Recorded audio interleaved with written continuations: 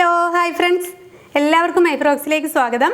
ഇത് നമ്മൾ പഴയ നൈറ്റിയുടെ ഒരു റീയൂസ് വീഡിയോ ആണ് കാണിക്കുന്നത്. അപ്പോൾ പഴയ നൈറ്റി ഉണ്ടെങ്കിൽ നിങ്ങൾ കളയണ്ട. ഞാൻ ഇതിന് തൊട്ട് മുമ്പ് പഴയ നൈറ്റി കൊണ്ടുള്ള ഒരു വീഡിയോ തന്നെയായിരുന്നു ചെയ്തിരുന്നത്. അപ്പോൾ നമുക്ക് വീഡിയോയിലേക്ക് കിടക്കാം.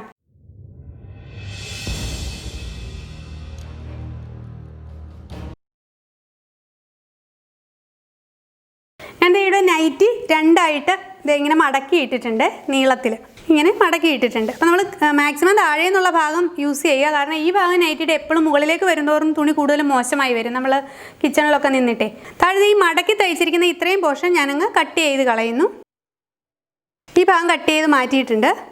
ഇനി ഇത് താഴെ നിന്നും ഇങ്ങോട്ടേക്ക് മെഷർ ചെയ്ത് ഒരു 31 ഇഞ്ച് കണ്ടോ ഇങ്ങനെ മാർക്ക് ചെയ്തിട്ട് ഇവിടെ വെച്ച് നമുക്ക് ഒന്ന് കട്ട് ചെയ്തെടുക്കാം. ഈ ഭാഗവും നമ്മൾ കട്ട് ചെയ്ത് മാറ്റിയിട്ടുണ്ട്. ഇനി നമ്മൾ ഈ മുകളിലത്തെ ഭാഗത്ത് നിന്നും ഇങ്ങോട്ടേക്ക് ഞാനിവിടെ ഒരു 7 ഇഞ്ച് മാർക്ക് ചെയ്യുന്നുണ്ട്. ഇവിടെ 7 ഇഞ്ച് മാർക്ക് ചെയ്യുന്നു. നമ്മളിത് ഈ 7 ഇഞ്ച് മാർക്ക് ചെയ്ത ഈ ഭാഗത്ത് നിന്ന് താഴേക്ക് ഒരു 11 ഇഞ്ച് മാർക്ക് ചെയ്യുന്നു. ഇതേ നമ്മൾ ഈ 11 ഇഞ്ച് മാർക്ക് ചെയ്തിട്ട് ഇതിങ്ങനെ ഒരു ബോക്സ് ആയിട്ട് വരച്ചെടുത്തിട്ടുണ്ട്. ആ ബോക്സ് ആയിട്ട് വരച്ചെടുത്ത ആ ഭാഗത്ത് ഞാനിവിടെ ഒരു 11.5 ഇഞ്ച് മാർക്ക് ചെയ്യുന്നു.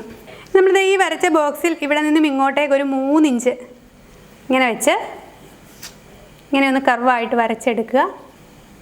ഇവിടെ നിന്ന് നമ്മൾ ഇനി ഈ മാർക്കിങ്ങില്ലേ 11.5 ഇഞ്ച് നമ്മൾ മാർക്ക് ചെയ്ത ഈ മാർക്കിങ്ങിൽ നിന്നും താഴേക്ക് നമ്മൾ ഇങ്ങനെയൊന്ന് കർവായിട്ട് വരച്ചെടുക്കുക. ഇത് ഇങ്ങനെയൊന്ന്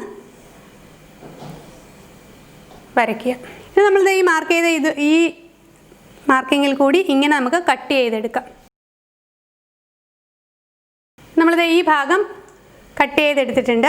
അതുപോലെ തന്നെ ഈ ഭാഗം കണ്ടോ ഇങ്ങനെ കൂർത്ത് വരുന്ന ഈ ഭാഗം ഒന്ന് വളച്ച് ഒരു ഇവിടെ ഇങ്ങനെ കൂടി കട്ട് ചെയ്യുക. ഈ പീസ് മാറ്റി വെക്കാം. ഇനി സൈഡിൽ നമുക്ക് ആ ബാലൻസ് വന്ന ക്ലോത്തിലെ കട്ട് ചെയ്തെടുത്ത് ആ ക്ലോത്തിൽ നിന്നും ഞാനൊരു 3 ഇഞ്ച് വീതിയിൽ കണ്ടോ 3 ഇഞ്ച് വീതിയിൽ 21 ഇഞ്ച് നീളത്തിൽ 3 ക്ലോത്ത് ഇതുപോലെ കട്ട് ചെയ്തെടുത്തിട്ടുണ്ട്. അപ്പോൾ ഈ 3 ക്ലോത്തും ഞാൻ ഈ തുമ്പ് പുറത്ത് കാണാത്ത രീതിയിൽ ഇങ്ങനെ ഫോൾഡ് ചെയ്ത് ഇങ്ങനെയൊന്ന് കണ്ടോ ഇങ്ങനെയൊന്ന് സ്റ്റിച്ച് ചെയ്തെടുക്കുന്നു. ഈ 3 സ്ട്രിങ്ങും കണ്ടോ ഇതുപോലെ തയ്ച്ചെടുത്തിട്ടുണ്ട്, ആ ക്ലോത്ത് 3 എണ്ണം. ഇനി നമുക്ക് ഈ കട്ട് ചെയ്ത് വെച്ചിരിക്കുന്ന ക്ലോത്തിൽ ഒരു പീസ് എടുക്കുക.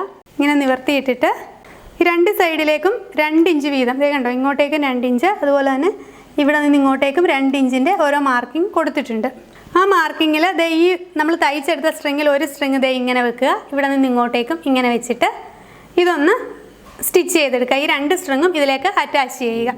അതേപോലെ തന്നെ അടുത്ത 2 സ്ട്രിങ് കൂടി നമ്മൾ തയ്ച്ചെടുത്തിട്ടുണ്ടല്ലോ. അപ്പോൾ ആ സ്ട്രിങ്ങും നമ്മളിവിടെ 11 ഇഞ്ച് ഇങ്ങനെ കട്ട് ചെയ്തില്ലേ ഈ കർവ് കഴിഞ്ഞിട്ടുള്ള പോർഷനിൽ ഇങ്ങനെ വെച്ച് ഇവിടെയും ഒന്ന് സ്റ്റിച്ച് ചെയ്യുക. സെയിം പോർഷനിൽ തന്നെ മറു സൈഡിൽ അടുത്ത സ്ട്രിങ്ങും ഇതുപോലെ വെച്ചിട്ടൊന്ന് സ്റ്റിച്ച് ചെയ്ത് പിടിപ്പിക്കുക.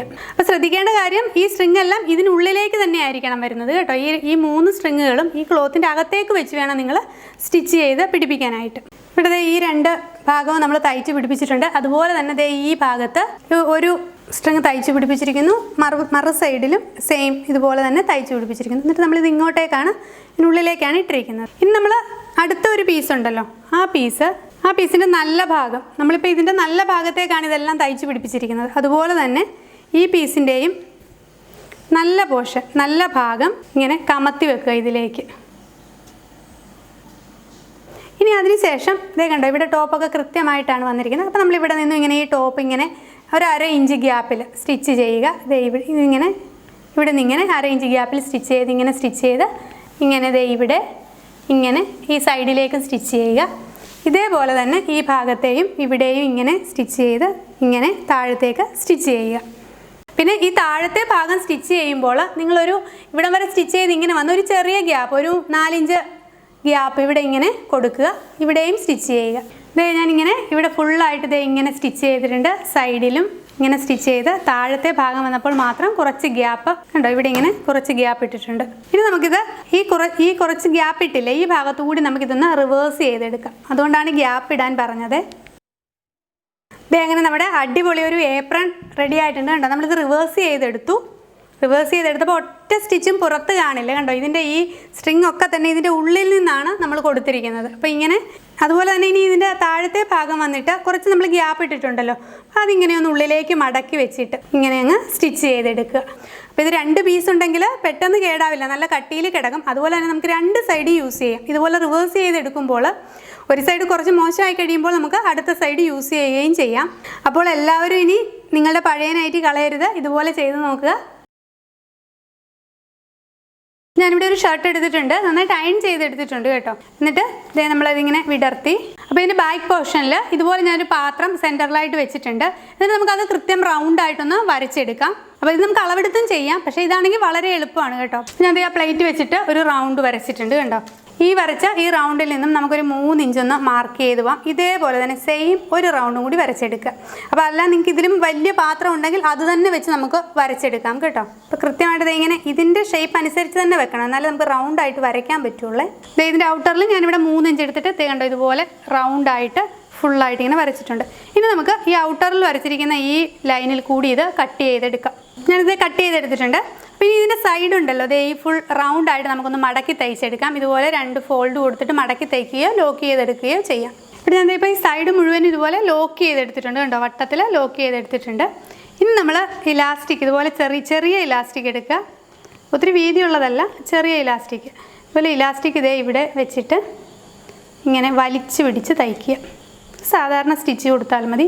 ഇതേപോലെ റൗണ്ടായിട്ട് ഇതുപോലെ നന്നായിട്ട് വലിച്ചു പിടിച്ച് ഈ റൗണ്ടിൽ കൂടി സ്റ്റിച്ച് ചെയ്തെടുക്കുക. ഇതുപോലെ ഞാൻ ഇലാസ്റ്റിക് വെച്ചിട്ട് ഇതേപോലെ വലിച്ചു പിടിച്ച് തയ്ച്ചെടുത്തിട്ടുണ്ട്. കണ്ടോ, നല്ല ഭംഗിയുള്ള നമുക്ക് കുട്ടികൾക്കൊക്കെ തയ്ച്ചു കൊടുക്കാൻ പറ്റിയ ഒരു ഹാറ്റാണ്. ഇതുപോലെ ബട്ടർഫ്ലൈയോ ഫ്ലവേഴ്സോ ഒക്കെ വെച്ചിട്ട് നമുക്കിത് കൂടുതൽ ഭംഗിയാക്കുകയും ചെയ്യാം. അപ്പോൾ എല്ലാവരും ഒന്ന് ട്രൈ ചെയ്ത് നോക്കുക. എല്ലാവരും ഷെയർ ചെയ്യുക, കമൻറ്റ് ചെയ്യുക, സബ്സ്ക്രൈബ് ചെയ്യുക. Thank you for watching.